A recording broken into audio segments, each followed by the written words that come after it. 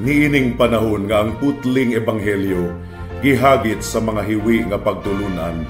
Kinahanglang mo barog ang mga tinunan ni Kristo sa pagpakigbisog sa paglaban sa pagtuo nga makausa ug alang sa tanang panahong gihatag sa Dios ngadto sa iyang katawhan. Mao'y hinungdan nga namugna kining tulumanon ang putling ebanghelyo. 30 minutos nga pagsabwag sa tinuod nga ebanghelyo kauban ni Pastor Jeremias hangad ang putling ebanghelyo. Ang putling ebanghelyo. Ang putling ebanghelyo.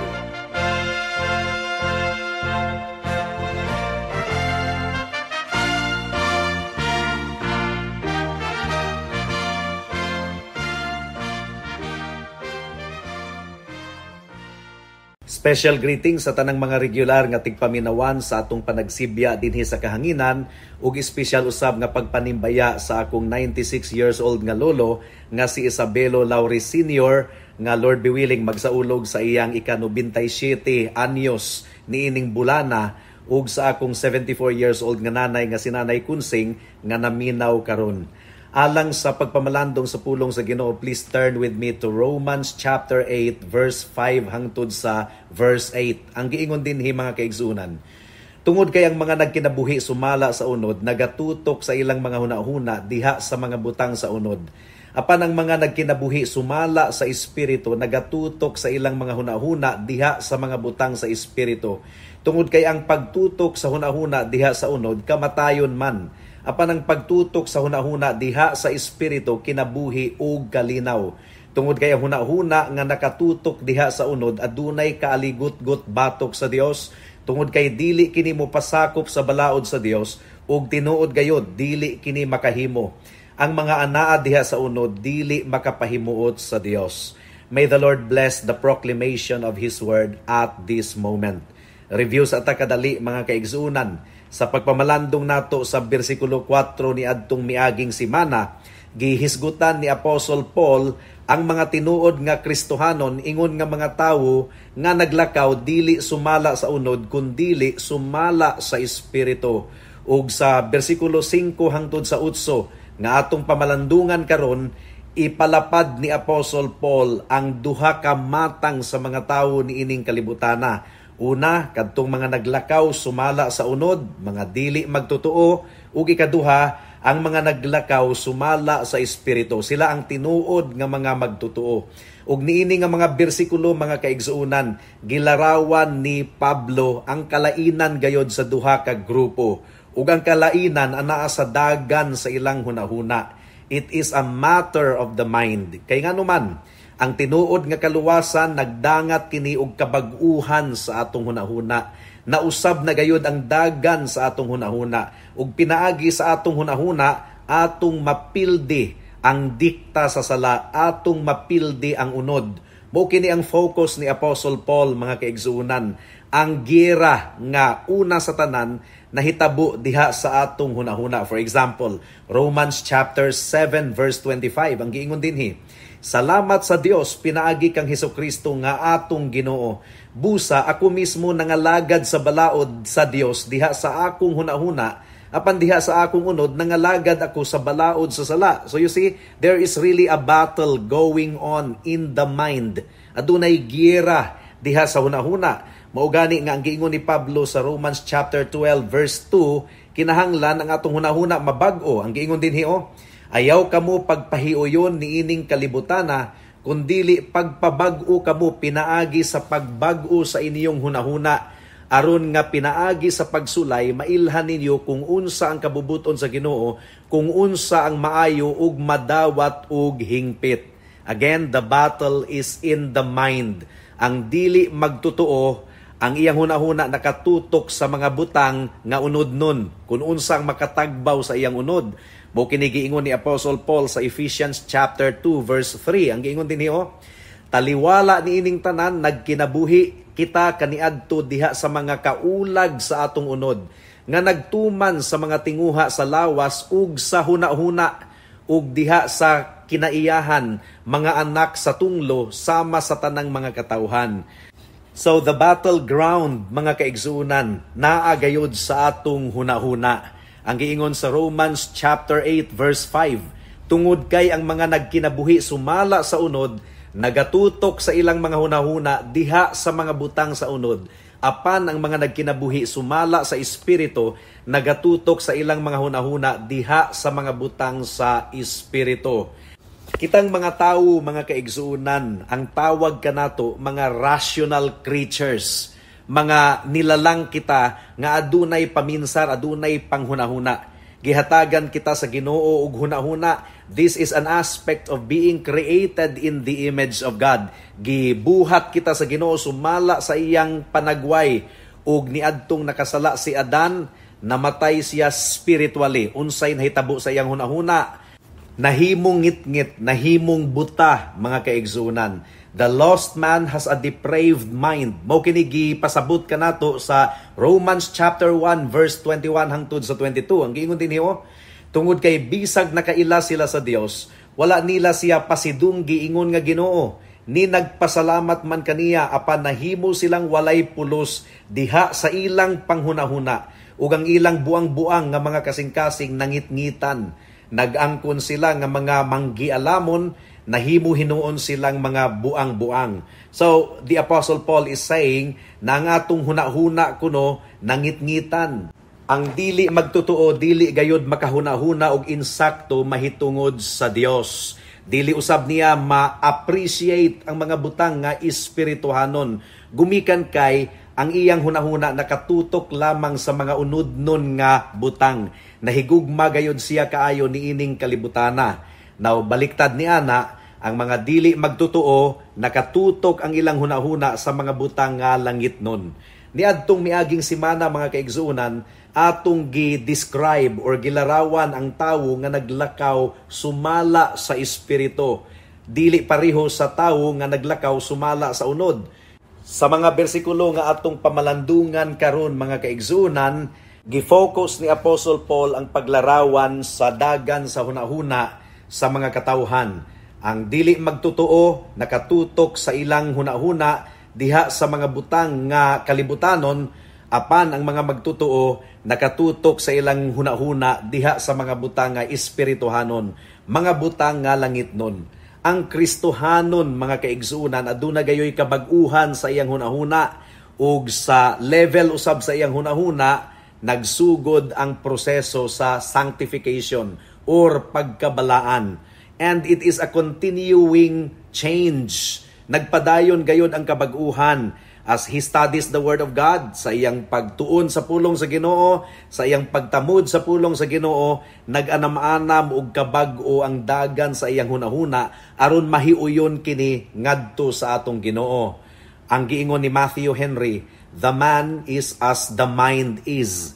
Kung unsa kuno ang dagan sa atong hunahuna, mao kana ang matang sa atong pagkatawo. Ang giingon sa Proverbs chapter 23 verse 7, ang giingon dinhi, tungod kay sama sa gihunahuna niya diha sa iyang kasing-kasing, mao kana siya.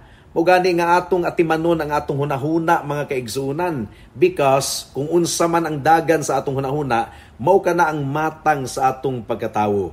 So sa mga bersikulo nga atong pamalandungan karon sa Romans chapter 8 verse 5 hangtod sa verse 8, gipakita gayud ni Apostle Paul kanato ang kalainan sa tawo nga Kristohanon ug sa tawo nga dili Kristohanon.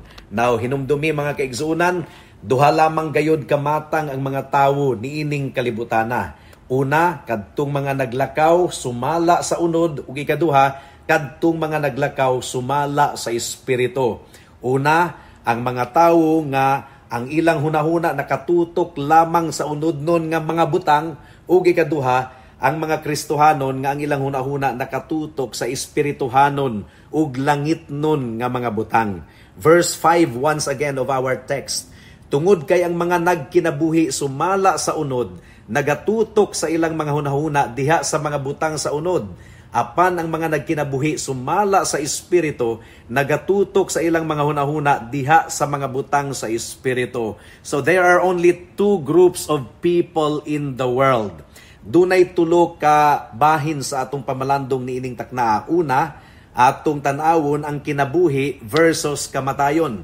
Ikaduha, atong tan-awon ang kalinaw versus gubat.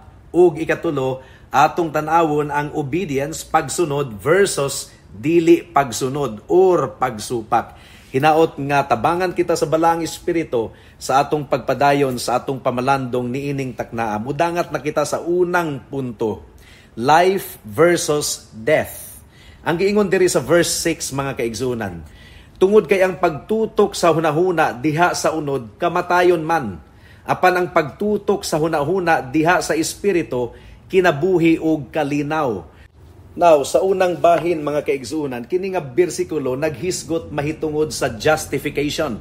Remember the glorious doctrine of justification nga atong gipasabot sulod sa daghang mga semana na karon.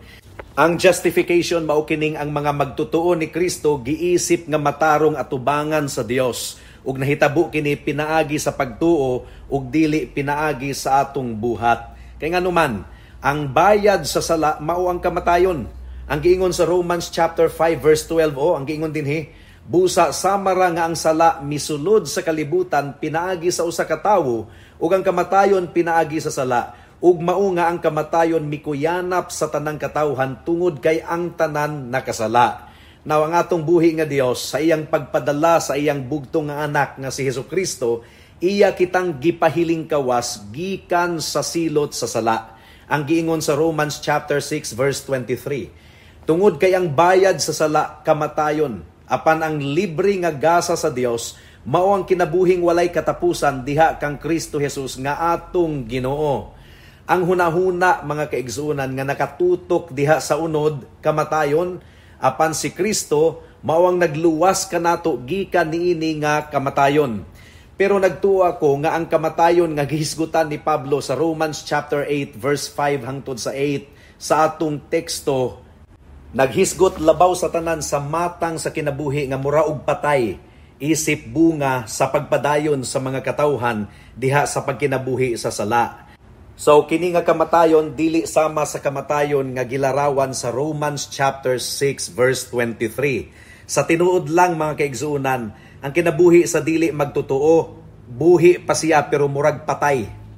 Ang pagkinabuhi nga nahimulag kang Kristo usa ka patay nga matang sa kinabuhi. Walay pulos kana nga kinabuhi. Si Pablo mismo iyang gilarawan ang balo nga babayi nga walay Kristo, ingon nga hawang walay pulos. 1 Timothy chapter 5 verse 6 ang ingon dinhi, apan siya nga nagpasulabi sa iyang kaugalingon patay bisan pagbuhi pa siya. This is the description of those who do not have the Lord Jesus Christ in their life.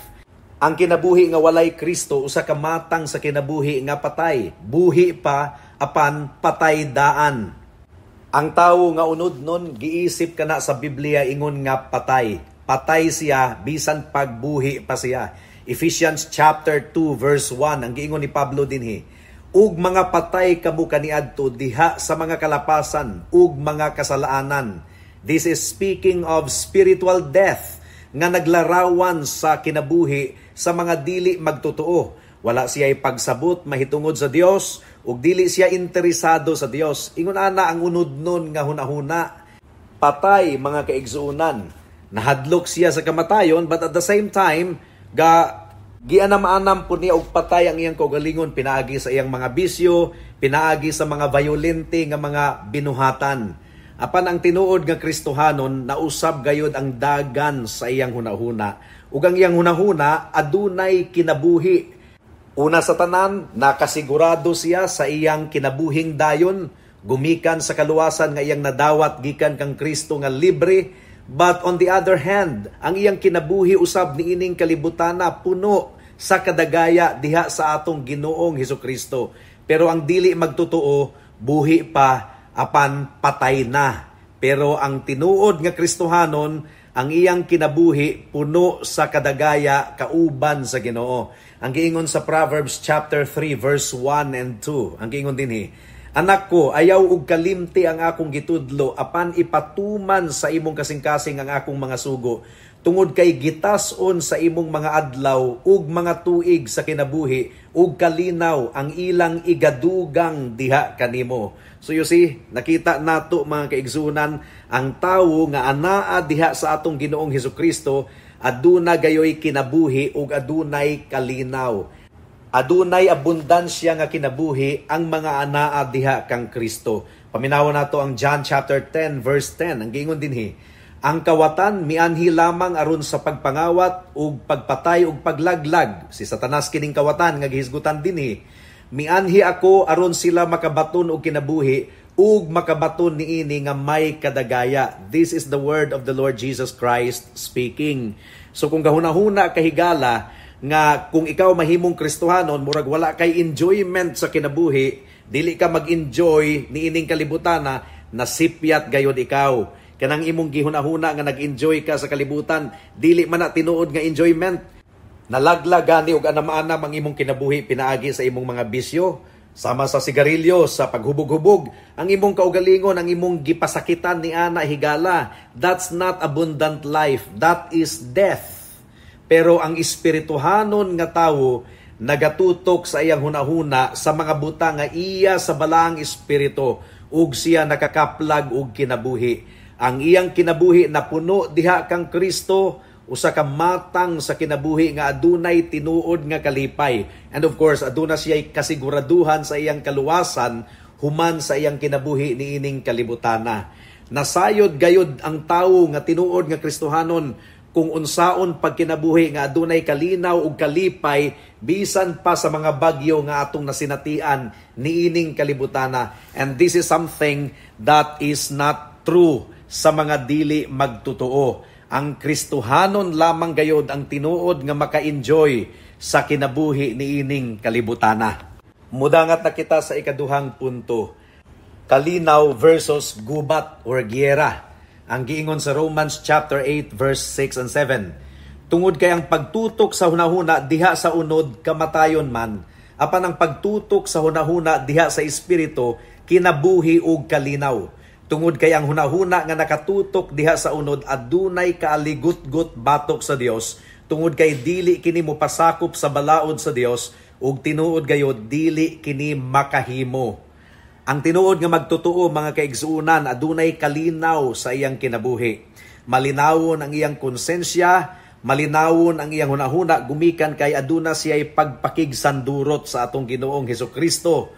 O bisan pag dunay mga bagyo nga mahitabo sa iyang kinabuhi, ang giingon sa Philippians chapter 4 verse 7, ug ang kalinaw sa Dios nga labaw pa sa tanang panabot, mutipig sa inyong mga kasing-kasing ug sa inyong mga hunahuna diha kang Kristo Jesus. So ang hunahuna gayod nga nakatutok diha sa atong Ginoo, adunay paglaom, adunay kalinaw, adunay confidence.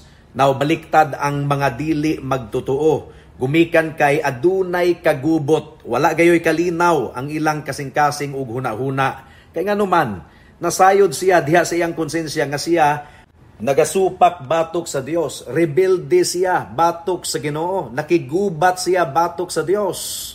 Wala siya'y kalinaw mga kaigsuunan. Ug ang mga butang nga iyang gibutang sa iyang hunahuna, ang mga butang nga ginadili sa Dios. Romans chapter 8 verse 7, tungod kay ang hunahuna nga nakatutok diha sa unod, adunay kaaligut-gut batok sa Dios. Tungod kay dili kini mopasakop sa balaod sa Dios ug tinuod gayod dili kini makahimo. So duna daay kalinaw ang tawo nga mao kini ang dagan sa iyang hunahuna nga nagasupak siya sa Dios. Wala gayoy kalinaw kana nga matang sa tawo mga kaigsunan, and that is the truth. Kana nga matang sa tawo kalibutanon kayo ang dagan sa hunahuna. Iyang ginatagbaw lamang ang iyang unod. Wala gayod siya'y alamag alang sa mga butang nga espirituhanon. Ang giingon sa James chapter 4 verse 4. Kamong maluibon nga mga katawhan, wala ba kamo masayod nga ang pakighigala sa kalibutan pakig-away batok sa Dios? Busa si bisan kinsa nga nangandoy nga mahimong higala sa kalibutan, naghimo sa iyang kaugalingon nga kaaway sa Dios. So, aduna day kalinaw kanang ingunana nga klase sa tawo mga kaigsunan. Wala gayod, he is a stranger to true peace. Ang giingon sa Ephesians chapter 4 verse 17 hangtod sa 19. Karon kini gipamulong ko og gisaksihan diha sa Ginoo nga kinahanglang dili na kamo maglakaw sumala sa pagkinabuhi sa mga hintil diha sa pagkawalay pulos sa ilang mga hunahuna, nangitngitan sila sa ilang panabot, nahimulag gikan sa kinabuhi sa Dios tungod sa pagkaignorante nga anaa diha kanila, gumikan sa kagahi sa ilang kasing-kasing, nahimo na silang kublan o gitugyan nila ang ilang mga kaugalingon ngadto sa kaulag, hangol nga mubuhat sa tanang matang sa kahugaw. Again, wala gayoy tinuod nga kalinaw kini nga matang sa mga katawhan. Mao kadto ang ikaduhang punto. Ikatulo, obedience versus lawlessness. Ang pagsunod batok sa pagsupak sa balaod. Ang giingon sa Romans chapter 8 verse 7 to 8. Tungod kay ang hunahuna nga nakatutok diha sa unod, adunay kaaligot-got batok sa Dios. Tungod kay dili kini mopasakop sa balaod sa Dios, ug tinuod gayod dili kini makahimo. Ang mga anaa diha sa unod dili makapahimuot sa Dios. So ang mga Kristohanon, mga kaigsuunan, ang ilang hunahuna gihimong balaan or nagkinabuhi nga balaan atubangan sa Dios. Ang spiritually minded man, ang iyang gitinguha pagkabalaan. Ang iyang focus mao ang paghimaya kang Kristo pinaagi sa pagsunod sa iyang balaod. Nalipay siya, nagmaya siya sa balaod sa Dios. Dili pa siya perfect niining kalibutana, aduna paghihapoy nagpabilin nga sala, adunay struggle niining kalibutana, gera, gubat batok sa sala, ug ang gubat mga kaigsunan anaa kini sa atong hunahuna. It is with our mind that we wage war against the flesh. Mao kana ang tinuod nga Kristohanon, gira gayod ang iyang kinabuhi, nakigbatok siya sa sala. Apan ang dili Kristohanon, walay pakabana, ga-enjoy siya sa sala. Ang kinabuhi ni Pablo iyang gidescribe sa Romans 7:25. Ug mao kini ang description sa tanang mga tinuod nga magtotoo sa atong Ginoong Hesukristo. Ang giingon sa Romans 7:25. Salamat sa Dios pinaagi kang Hesukristo nga atong Ginoo. Busa ako mismo nangalagad sa balaod sa Dios diha sa akong hunahuna, apan diha sa akong unod nangalagad ako sa balaod sa sala. So there is really a war. Adunay conflict mga kaigsunan, adunay gubat. Apan ang tinuod nga Kristohano naningkamot gayod nga ang iyang hunahuna mapahiuyon sa kabubuton sa Ginoo. Mao kana ang pagpaningkamot sa tinuod nga Kristohanon. 2 Corinthians chapter 10 verse 4 hangtod sa verse 5. Ang giingon dinhi, tungod kay ang mga hinagiban sa among pakigubat dili iya sa unod. Apan adunay balaan nga gahom nga mutumpag og mga kuta. Among giguba ang mga argumento ug tanang hataas nga opinyon nga gibayaw batok sa kahibalo sa Dios ug gibihag ang matag hunahuna aron musunod kang Kristo. This is the description of a true Christian. Iyang gibihag ang iyang hunahuna aron musunod sa atong Ginoong Hesukristo. Concerned siya, aduna siya pakabana kung unsa ang sulod sa iyang hunahuna. Dili pareho sa dili tinuod nga Kristohanon nga kung maghunahuna siya og laway nga mga butang nga adunay pagdumot, mga butang nga hugaw, iya ganing gi-rewind kanunay sa iyang hunahuna. But the true Christian really struggles about what's going on in his mind. Ang dili tinuod nga magtotoo, ang iyang hunahuna karnal. Dili gayod siya ganahan nga mamalandong sa pulong sa Ginoo. Dili siya ganahan sa atong buhi nga Dios. Romans chapter 8 verse 7 once again. Tungod kay dili kini mopasakop sa balaod sa Dios ug tinuod gayod dili kini makahimo. So mo kini ang problema mga kaigsuunan. Sa tinuod lang, ang Dios ang hari, siya ang gobernador sa tibuok universo. Apan ang dili magtotoo, dili mo pasakop sa autoridad sa atong Dios. Mao kini ang problema. Tanawa ang mga katawhan sa imong palibot higala. Dili gayud mo pasakop sa kabubuton sa Ginoo. Ang giingon sa Biblia ayaw pamakak, pero ang mga tawo mamakak. Ang giingon sa Biblia ayaw pangaghop, ayaw kasina, pero ang mga tawo masinahon. Ang giingon sa pulong sa Ginoo ayaw panapaw, pero sa hunahuna sa mga katawhan, nanapaw sila. Nagtanaw og mga laway nga pananawon, which is a form of adultery. Ang giingon sa Biblia, simbaha lamang ang Ginoo, higugmaa siya, pero ang mga katawhan nagsimba sa lain nga mga Dios-Dios. Sa laktod nga pagkaistorya, kung unsa ang gisugo sa Dios, dili kini tumanon sa tawo. Kung unsa ang gidili sa Dios, mao kini ang gustong buhaton sa tawo. That is rebellion in the sight of God. Ang dili tinuod nga magtotoo wala gayoy kasing-kasing nga muhatag og kalipay og kahimayaan sa Dios. Dili siya makapahimuot sa Dios. Hebrews chapter 11 verse 6 ang giingon dinhi, ug kung walay pagtuo imposible ang pagpahimuot kaniya. Sa tinuod lang wala gayoy mabuhat ang tawo nga ang Dios mahimuot kaniya. Matud pa sa atong confession of faith ang giingon diri ang mga buhat sa mga dili magtotoo bisan pa og mga butang kini nga iya sa Ginoo nga gisugo sa Ginoo ug makahatag og kaayuhan sa ilang kaugalingon ug sa uban apan tungod kay dili kini nagagikan sa kasing-kasing nga gipaputli pinaagi sa pagtuo ni gibuhat kini sa insakto nga pamaagi sumala sa pulong sa Ginoo ug sa insakto nga tinguha sa paghatag og kahimayaan sa Dios. Kini nga mga butang nga ilang gihimo makasasala gihapon atubangan sa Dios ug dili makapahimuot kaniya. Ang tawo nga wala pa diha kang Kristo nagpuyo diha sa kangitngit. Ang Dios kahayag, pero ang tawo nga wala pa diha kang Kristo nagkinabuhi diha sa kangitngit. Ang Dios balaan, apan ang tawo nga wala pa diha kang Kristo ulipon sa gahom sa sala. Ang iyang kabubuton corrupted, ang iyang hunahuna nangitngitan gumikan sa sala, ug ang iyang kinabuhi gidescribe overall ingon nga nagasupak sa balaod sa Dios. Bisan pag sa iyang pamati iyang gibuhat ang kabubuton sa Ginoo, iya lang gilimbungan ang iyang kaugalingon. Ang giingon sa Ephesians chapter 4 verse 18, nangitngitan sila diha sa ilang panabot, nahimulag gikan sa kinabuhi sa Dios tungod sa pagkaignorante nga anaa diha kanila, gumikan sa kagahi sa ilang kasing-kasing. Ang kaluwasan mga kaigsuunan, mudangat sa usa ka makasasala nga naghinulsol sa iyang sala ug nagtawag sa atong Ginoong Hesukristo alang sa kabag-uhan sa kasing-kasing. Do not get me wrong, dili nato mabag-o ang atong kasing-kasing. Wala tay gahom nga mubag-o sa atong kasing-kasing. Ang tinuod nga kabag-uhan sa atong kasing-kasing anaa lamang gayud sa atong Ginoong Hesukristo. Mao gani nga ang hagit nato kanunay maghinulsol sa sala, mudangup kang Kristo, mutawag kaniya, pangayuon kaniya, mga liyupo kaniya nga hatagan kita og bag-ong kasing-kasing.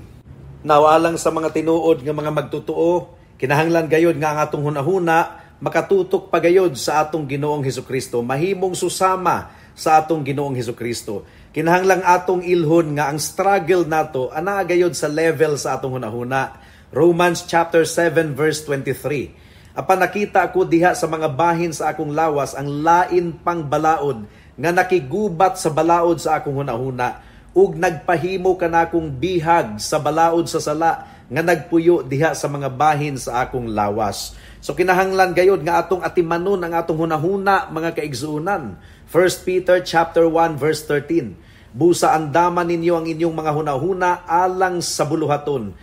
Nga pugngan ninyo ang inyong kaugalingon ug ipahiluna ang inyong paglaom sa grasya nga umaabot alang kaninyo kung ipadayag na si Hesukristo. So ang atong hunahuna kinahanglan gayud nga atong itutok ngadto sa mga butang nga iya sa espiritu.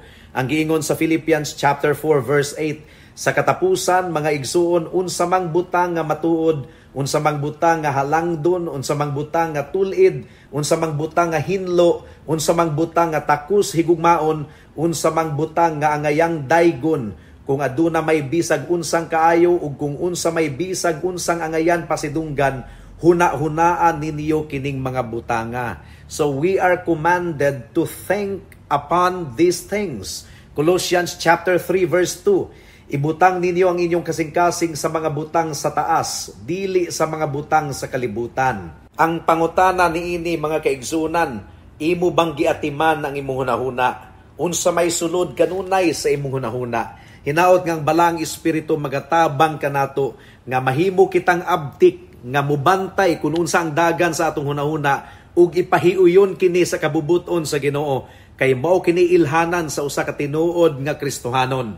Apan ang dili magtotoo, wala siya'y pakabana sa dagan sa iyang hunahuna. Apan ang tinuod nga magtotoo, seryoso gayod, nga himayaon ang Ginoo bisan pa sa sulod sa iyang hunahuna. Hinaot nga pamalandungan nimo kinihigala alang sa mga wala pa diha kang Kristo. Dili gayud ikaw magmalampuson sa paglimbong sa imong hunahuna hangtod sa kahangturan. Time will come nga i-expose sa Ginoo kining tanan sa adlaw sa paghukom. Dili ikaw makapangatarungan ni anang adlawa, busa samtang aduna pay higayon higala, pag hinulsol sa imong sala, dangup kang Kristo, tawag kaniya, tuuhi siya lamang ingon nga imong bugtong Dios ug manluluwas, ug ikaw maluwas. Buhata kini karon dayon kay basin ug ugma ulahi na ang tanan. Amen. Alang sa dugang nga mga pangutana, mahimong mo text kang Pastor Jeremias hangad sa 0935-744-3030.